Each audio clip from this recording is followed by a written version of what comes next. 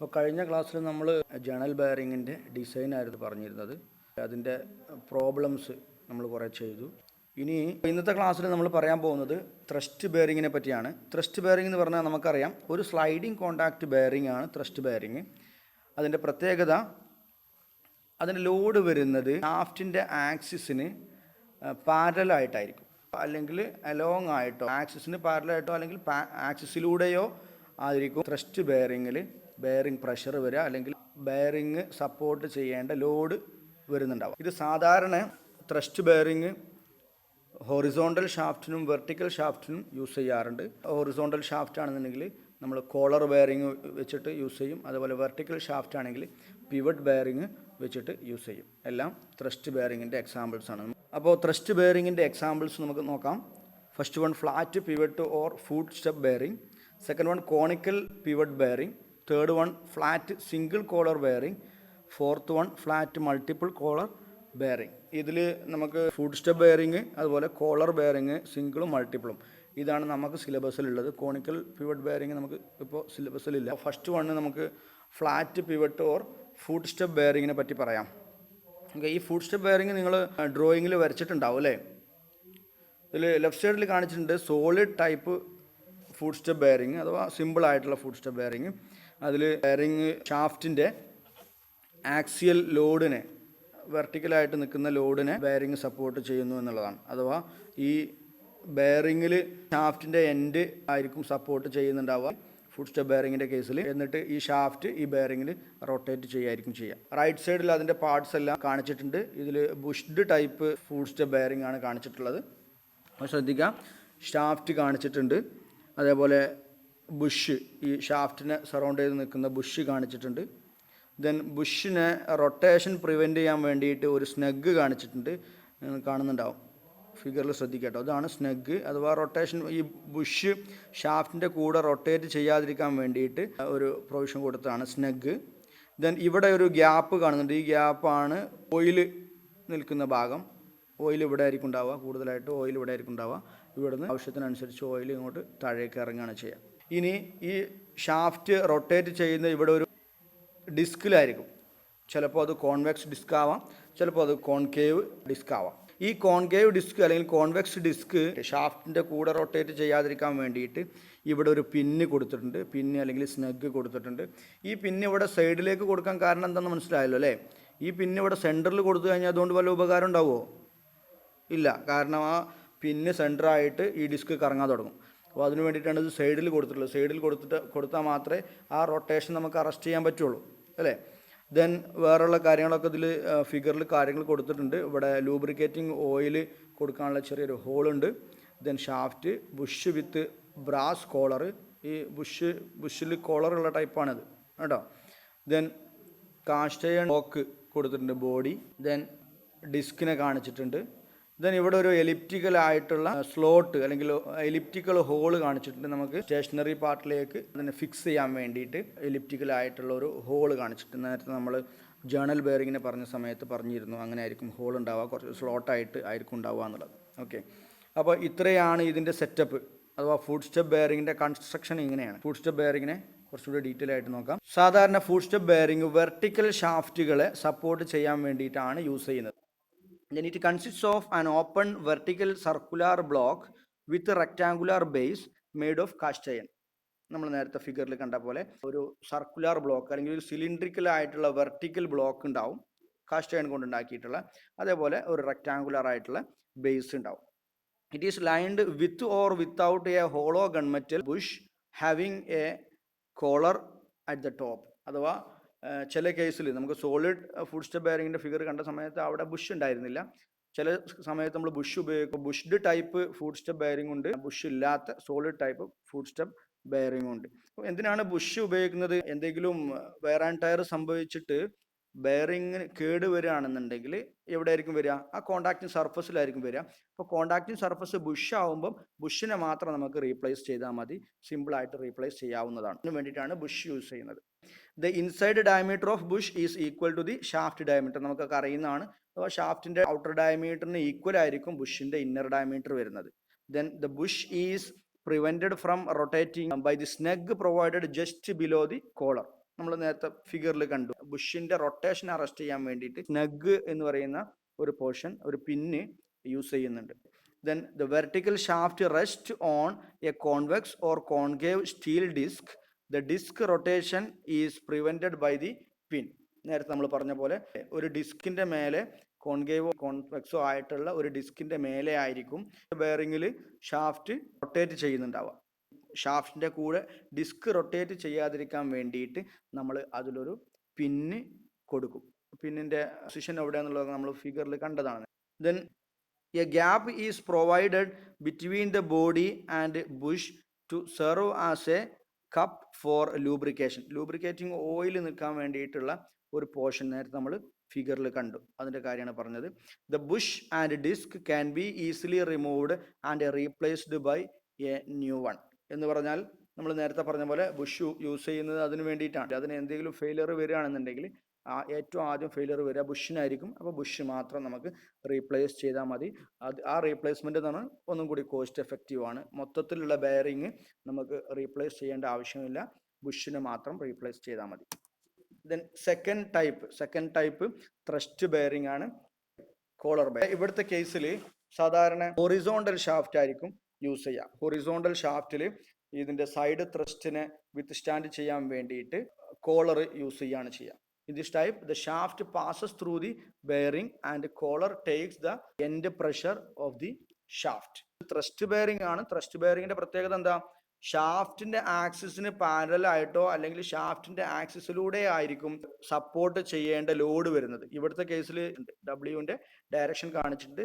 ലോഡിന്റെ ഡയറക്ഷൻ അഥവാ റൈറ്റ് സൈഡിലേക്ക്, ഹൊറിസോണ്ടലി റൈറ്റ് സൈഡിലേക്കാണ് കാണിച്ചിട്ടുള്ളത്. ഈ ലോഡിനെ വിത്ത് സ്റ്റാൻഡ് ചെയ്യുന്നത് അല്ലെങ്കിൽ അതിനെ സപ്പോർട്ട് ചെയ്യുന്നത് ഇവിടെ കൂടുതൽ കോളേഴ്സ് ആണ്. ഇവിടെ കോളർ ബെയറിംഗിൽ കോളറിലേക്കുള്ള ഓയിൽ, ലൂബ്രിക്കേറ്റിംഗ് ഓയിൽ റിസർവോയർ ഉണ്ട്. അതിലൂടെ ചെറിയ ഗ്യാപ്പിലൂടെ ഈ ബെയറിംഗിലേക്ക് അല്ലെങ്കിൽ കോളറിന്റെ കോണ്ടാക്റ്റിംഗ് സർഫസുകളിലേക്ക് ഓയിൽ എത്തിക്കുന്ന പ്രൊവിഷൻ കാണിച്ചിട്ടുണ്ട്. ഇനി നമുക്ക് പഠിക്കാനുള്ള ത്രസ്റ്റ് ബെയറിംഗിന്റെ ഡിസൈനാണ്. Design of thrust bearing. കഴിഞ്ഞ ക്ലാസ്സിൽ നമ്മൾ ജേണൽ ബെയറിംഗിന്റെ ഡിസൈൻ ആയിരുന്നു പഠിച്ചിരുന്നത്. ഇപ്പോൾ നമ്മൾ ത്രസ്റ്റ് ബെയറിംഗിന്റെ ഡിസൈനാണ് പഠിക്കാൻ പോകുന്നത്. When a rotating shaft is subjected to an axial load, the thrust or axial forces are taken either by pivots or collar. അഥവാ ത്രസ്റ്റ് ബെയറിംഗിന്റെ പ്രത്യേകത, ഷാഫ്റ്റിന്റെ ആക്സിയലി ആയിരിക്കും ലോഡ് വരുന്നത്. ഈ ലോഡ് വിത്ത് സ്റ്റാൻഡ് ചെയ്യുന്നത് അല്ലെങ്കിൽ സപ്പോർട്ട് ചെയ്യുന്നത് പിവോട്ടോ അല്ലെങ്കിൽ കോളറോ ആയിരിക്കുമെന്നാണ് പറയുന്നത്. The designing of pivots or collar is usually on the basis of 2 assumptions. അഥവാ കോളർ ബെയറിംഗിന്റെയും പിവോട്ട് ബെയറിംഗിന്റെ ഒക്കെ അല്ലെങ്കിൽ ഫുഡ് സ്റ്റെപ്പ് ബെയറിംഗിന്റെ ഒക്കെ ഡിസൈനിങ്ങിൽ നമ്മൾ 2 ടൈപ്പ് അസംഷന്റെ ബേസിസിലാണ് പിവോട്ട് ബെയറിംഗിന്റെയും അതുപോലെ കോളർ ബെയറിംഗിന്റെയും ഡിസൈനിങ് നമ്മൾ ചെയ്യുന്നത്. അതിൽ 2 അസംഷൻ വെച്ചിട്ട് നമ്മൾ ഫ്രിക്ഷണൽ ടോർക്ക് കാണുമ്പോഴും 2 വാല്യൂ ആണ് കിട്ടുക. 2 ടൈപ്പ് അസംഷനാണ്, 2 രീതിയിലാണ് ഇത് ചെയ്യുന്നത്, 2 കേസായിട്ട്. അതിൽ ഫസ്റ്റ് കേസിൽ വരുന്നത് ഈ ആക്സിയൽ ലോഡ് കൊണ്ട് ഉണ്ടാവുന്ന പ്രഷർ ഇന്റൻസിറ്റി യൂണിഫോംലി ബെയറിംഗ് സർഫസിൽ ഡിസ്ട്രിബ്യൂട്ട് ചെയ്തിട്ടുണ്ട് എന്ന് അസ്യൂം ചെയ്യുന്നതാണ് ഫസ്റ്റ് കേസ്. എന്ന് പറഞ്ഞാൽ നമ്മൾ നേരത്തെ പറഞ്ഞു ത്രസ്റ്റ് ബെയറിംഗിന്റെ പ്രത്യേകത, ത്രസ്റ്റ് ബെയറിംഗ് സപ്പോർട്ട് ചെയ്യുന്നത് ഷാഫ്റ്റിന്റെ ആക്സിയൽ ലോഡിനെയാണ്. ഈ ആക്സിയൽ ലോഡ് കൊണ്ട് ഉണ്ടാവുന്ന പ്രഷർ ഇന്റൻസിറ്റി ഈ ബെയറിംഗ് സർഫസിൽ എല്ലായിടത്തും യൂണിഫോം ആയിട്ട് ഡിസ്ട്രിബ്യൂട്ട് ചെയ്യുന്നുണ്ട് എന്നുള്ള അസംഷനിലാണ് ഫസ്റ്റ് കേസ് ചെയ്യുന്നത്. സെക്കൻഡ് കേസിൽ വരുന്നത് ബെയറിംഗ് സർഫസിൽ ഉണ്ടാവുന്ന വിയറിംഗ് യൂണിഫോം ആണ് എന്നുള്ള അസംഷനാണ് സെക്കൻഡ് കേസ്. ദെൻ നമുക്ക് ഇവിടെ സിലബസിൽ പറയുന്നത് ഫസ്റ്റ് അസംഷൻ വെച്ചിട്ടുള്ള ഡിസൈനിങ് മാത്രമാണ്. അപ്പോൾ നമ്മൾ ഫസ്റ്റ് അസംഷൻ വെച്ചിട്ടുള്ള ഡിസൈനിങ് മാത്രമാണ് ഇവിടെ നമ്മളിപ്പോൾ പ്രതിപാദിക്കുന്നത്. Then the intensity of pressure uniformly distributed over the bearing surface area for a flat pivot is bearing pressure equal to axial force transmitted divided by cross sectional area. അഥവാ thrust bearing axial force ആണല്ലോ support ചെയ്യുന്നത്. ഈ axial force divided by cross sectional area ആയിരിക്കും അവിടുത്തെ bearing pressure എന്ന് പറഞ്ഞത്. അവിടുത്തെ bearing pressure intensity എന്ന് പറഞ്ഞത് axial force divided by cross sectional area ആയിരിക്കും. ബെയറിംഗ് പ്രഷറിനെ നമ്മൾ പി ബി കൊണ്ടാണ് ഡിനോട്ട് ചെയ്യുന്നത്. P B equal to W divided by pi r square. W divided by pi r square. ഇത് ഫ്ലാറ്റ് പിവറ്റ് ബെയറിംഗ് ആണെങ്കിൽ മാത്രം, ഫ്ലാറ്റ് പിവറ്റ് ബെയറിംഗ് ആകുമ്പോൾ മാത്രമാണ് ഈ cross sectional area pi R square വരുന്നത്. ഇപ്പോൾ 2-3 കേസുകളുണ്ട്, നമ്മൾ ആ കേസുകൾ മൂന്നായിട്ട് പറയും. ഇപ്പോൾ ഫ്ലാറ്റ് പിവട്ട് ആവുമ്പോൾ ഉള്ള പ്രഷർ ഇൻറ്റൻസിറ്റിയുടെ ഇക്വേഷനാണ് P B equal to W divide by pi R square. അതിൽ ഡബ്ല്യു എന്ന് പറഞ്ഞാൽ ആക്സിയൽ ലോഡ് അഥവാ ബെയറിംഗ് സർഫസിൽ വരുന്ന axial load in newton. Then letter R radius of the bearing surface or shaft in M എമ്മിലാണത് express ചെയ്യുക. Then P B എന്ന് പറഞ്ഞാൽ bearing pressure in M P A, നമ്മൾ നേരത്തെ യൂസ് ചെയ്ത അതേപോലെ തന്നെ ബെയറിംഗ് പ്രഷർ എം പി എയിലാണ് പറയാം. അപ്പോൾ ഫസ്റ്റ് കേസ് കഴിഞ്ഞു, അഥവാ ഫ്ലാറ്റ് പിവട്ട് ആവുമ്പോൾ ഉള്ള ബെയറിംഗ് പ്രഷറിന്റെ equation P B equal to W divide by pi R square. ഇനി ചില സമയങ്ങളിൽ ഷാഫ്റ്റിന്റെ എൻഡ് കൗണ്ടർ ബോർ ചെയ്തിട്ടുണ്ടാവും. ഫിഗർ കാണിച്ചിട്ടുണ്ട്. രണ്ടാമത്തത് ആനുലാർ ഫുഡ് സ്റ്റെപ്പ് ബെയറിംഗ്, അഥവാ ഷാഫ്റ്റ് അവിടെ ബെയറിംഗിൽ ടച്ച് ചെയ്യുന്ന ഭാഗത്ത് ഒരു ആനുലാർ ഹോൾ കൊടുത്തിട്ടുണ്ടാവും, അത് ഒരു കൗണ്ടർ ബോറിങ് കൊടുത്തിട്ടുണ്ടാവും. ബോർ ചെയ്തിട്ടുള്ള ഹോളിന്റെ റേഡിയസ് R1 ഷാഫ്റ്റിന്റെ റേഡിയസ് R2 ആണ് എങ്കിൽ പി ബി അഥവാ ബെയറിംഗ് പ്രഷർ ഈക്വൽ ടു നമുക്കറിയാം axial load divide by cross sectional area അല്ലേ. ഇവിടെ ആക്സിയൽ ലോഡ് W തന്നെയാണ്, divide by cross sectional area വരുമ്പോൾ ഈ ആനുലാർ ഹോൾ ഉള്ളത് കൊണ്ട് pi into R2 square minus R1 square എന്ന് വരും. R2 എന്ന് പറഞ്ഞാൽ ഷാഫ്റ്റിന്റെ റേഡിയസും R1 എന്ന് പറഞ്ഞാൽ ആനുലാർ ഹോളിന്റെ അല്ലെങ്കിൽ കൗണ്ടർ ബോറിങ്ങിന്റെ ഹോളിന്റെ റേഡിയസും ആണ് R1. അപ്പോൾ ഇതാണ് ഫിഗേഴ്സ്. ഫ്ലാറ്റ് പിവട്ട് ബെയറിംഗ് അഥവാ food step bearing, then annular food step bearing അഥവാ കൗണ്ടർ ബോറിംഗ് ചെയ്തത്, then collar bearing, single collar ആയിട്ടുള്ള ബെയറിംഗ്, മൾട്ടി കോളർ ആയിട്ടുള്ള ബെയറിംഗ്. ഇത്രയാണ് നമുക്കിവിടെ സിലബസിൽ ഡിസൈനിങ് പഠിക്കാനുള്ളത്. ഇനി അടുത്ത മൂന്നാമത്തെ കേസ് പറയാണ്. ഫസ്റ്റ് കേസ് നമ്മൾ ഫ്ലാറ്റ് പിവട്ട് പറഞ്ഞു, second case annular food step ബെയറിംഗിൻ്റെത് പറഞ്ഞു, ദെൻ തേർഡ് ആണ് നമ്മൾ പറയാൻ പോകുന്നത് കോളർ ബെയറിംഗ് ആണ്. In case of collar bearing, bearing surface area depends upon the inner radius R1 and outer radius R2 of the collar. Bearing pressure PB equal to axial load divided by cross sectional area അല്ലേ. പക്ഷേ ഇവിടെ collar multi collar ആണ് എങ്കിൽ നമുക്കിവിടെ ഈ ഫിഗറിൽ കാണാം, multi collar ആണ് എങ്കിൽ ഇവിടെ ശ്രദ്ധിച്ചു നോക്കൂ, ഈ ആക്സിയൽ ലോഡ് എവിടെയാണ് ഇതിന്റെ സപ്പോർട്ടിങ് വരുന്നത്? ഈ കോളറിലായിരിക്കും വരുന്നത് അല്ലേ. അപ്പോൾ ഈ ആക്സിയൽ ലോഡിനെ സപ്പോർട്ട് ചെയ്യുന്ന ഏരിയ എന്ന് പറയുന്നത് എന്തായിരിക്കും? Pi into R2 square minus R1 square into N ആയിരിക്കും. അതിൽ R2 എന്ന് പറഞ്ഞാൽ കോളറിന്റെ ഔട്ടർ ഡയമീറ്റർ, R1 എന്ന് പറഞ്ഞാൽ കോളറിന്റെ ഇന്നർ ഡയമീറ്റർ അല്ലെങ്കിൽ ഷാഫ്റ്റിന്റെ ഡയമീറ്റർ. ഓക്കെ, ദെൻ N എന്ന് പറഞ്ഞു കഴിഞ്ഞാൽ നമ്പർ ഓഫ് കോളേഴ്സ് ആയിരിക്കും. എത്ര കോളർ ഉണ്ടോ അത്രയും എണ്ണമാണ് N കൊണ്ട് ഉദ്ദേശിക്കുന്നത്. നമ്പർ ഓഫ് കോളേഴ്സ് ഉണ്ടെന്നുണ്ടെങ്കിൽ അത്രയും ഏരിയ ആക്സിയൽ ലോഡിന് വിത്ത്സ്റ്റാൻഡ് ചെയ്യാനുണ്ടാവും. ഓക്കെ, അപ്പോൾ bearing pressure P B equal to W divide by pi R2 square minus R1 square into N എന്നായിരിക്കും വരിക. ഓക്കെ, അപ്പോൾ ബെയറിംഗ് പ്രഷറിന്റെ 3 കേസസ് നമ്മൾ പറഞ്ഞു. ഇനി നമുക്ക് കാണാനുള്ളത് ഫ്രിക്ഷണൽ ടോർക്ക് ആണ്. Considering uniform pressure, frictional torque of a pivot or a collar bearing is T equal to mu into W into R. നമ്മുടെ ബേസിക് ആയിട്ടുള്ള ടോർക്കിന്റെ ആ ഇക്വേഷൻ തന്നെയാണ് വരുന്നത്. അഥവാ മ്യൂ ഇൻറ്റു ഡബ്ല്യു എന്ന് പറഞ്ഞ frictional force into R, capital R ആണ് ഇവിടെ യൂസ് ചെയ്യുന്നത്. ഇവിടുത്തെ കേസിൽ ക്യാപിറ്റൽ ആർ എന്ന് പറഞ്ഞു കഴിഞ്ഞാൽ മീൻ റേഡിയസ് ഓഫ് ബെയറിംഗ് സർഫസ് ആണ്. അതിൽ MM തന്നെയാണ് കാണിക്കുക. അത് 2 കേസ് ആയിട്ടുണ്ട്. ഏത് ടൈപ്പ് ത്രസ്റ്റ് ബെയറിംഗ് ആണോ അതിനനുസരിച്ചാണ് മീൻ റേഡിയസ് വരിക. അഥവാ ഫ്ലാറ്റ് പിവട്ട് ബെയറിംഗ് ആണെന്നുണ്ടെങ്കിൽ mean radius capital R will be equal to 2/3 R ആയിരിക്കും. അതിൽ R എന്ന് പറഞ്ഞാൽ ഷാഫ്റ്റിന്റെ റേഡിയസ്. ഇനി കൗണ്ടർ ബോർഡ് ബെയറിങ്ങോ അല്ലെങ്കിൽ കോളർ ബെയറിങ്ങോ മൾട്ടി കോളർ ബെയറിങ്ങോ ഒക്കെ ആണെന്നുണ്ടെങ്കിലൊക്കെ മീൻ റേഡിയസിന്റെ value capital R equal to 2/3 into R2 cube minus R1 cube divide by R2 square minus R1 square ആയിരിക്കും. ഓക്കെ, ഇത് കൗണ്ടർ ബോർ ആയിട്ടുള്ള പിവട്ട് ബെയറിങ്ങോ അല്ലെങ്കിൽ കോളർ ബെയറിങ്ങോ ആണെങ്കിൽ, കോളർ ബെയറിംഗ് സിംഗിൾ ആണെന്നുണ്ടെങ്കിലും ഡബിൾ ആണെന്നുണ്ടെങ്കിലും അല്ലെങ്കിൽ മൾട്ടി ആണെന്നുണ്ടെങ്കിലും. ഓക്കെ, അപ്പോൾ ക്യാപിറ്റൽ ആറിന്റെ വാല്യൂ 2 കേസ് ആയിട്ടുണ്ട്. ഫ്ലാറ്റ് പിവട്ട് ബെയറിംഗ് ആണെങ്കിൽ 2/3 ഇൻറ്റു R ആയിരിക്കും മീൻ റേഡിയസിന്റെ വാല്യൂ.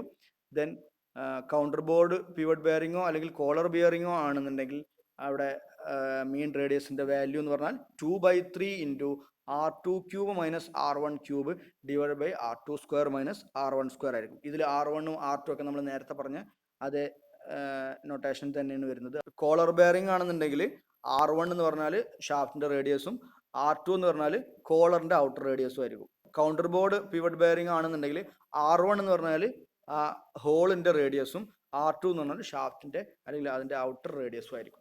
ഓക്കെ. ഇനി ഇത് വെച്ചിട്ട് നമ്മൾ എന്ത് ചെയ്യണം, അവിടെ ലോസ് ആയി പോയിട്ടുള്ള പവർ ലോസ് കാണണം. പവർ ലോസ്റ്റ് ഇൻ ഫ്രിക്ഷൻ കാണണം. അപ്പോൾ പവറിന്റെ ഇക്വേഷൻ നമ്മൾ ബേസിക് ഇക്വേഷൻ വെച്ചിട്ട് തന്നെയാണ് ഇത് കാണുന്നത്. പി ഈക്വൽ ടു 2π×nt/60 നമുക്കറിയാവുന്നതാണ് അല്ലേ. 2π×nt/60. ഈ 2π×nt/60യിൽ ടിയുടെ വാല്യൂ ഈ ഫ്രിക്ഷണൽ ടോർക്കിന്റെ വാല്യൂ കൊടുത്തു കഴിഞ്ഞാൽ നമുക്ക് ഫ്രിക്ഷൻ വഴി ലോസ് ആയി പോയിട്ടുള്ള പവറിന്റെ എമൗണ്ട് നമുക്ക് വാട്ട്സിൽ കിട്ടും. ഓക്കെ. അപ്പോൾ ഇതാണ് നമ്മളിവിടെ ഡിസൈനിങ്ങിൽ ചെയ്യാൻ പോകുന്നത്. ഇവിടെ കണ്ടീഷൻ പറഞ്ഞിട്ട് അതിൽ എത്ര പവർ ലോസ് വരുന്നുണ്ട് എന്നുള്ള പ്രോബ്ലംസ് ആണ് ഇനി നമുക്ക് ചെയ്യാനുള്ളത്.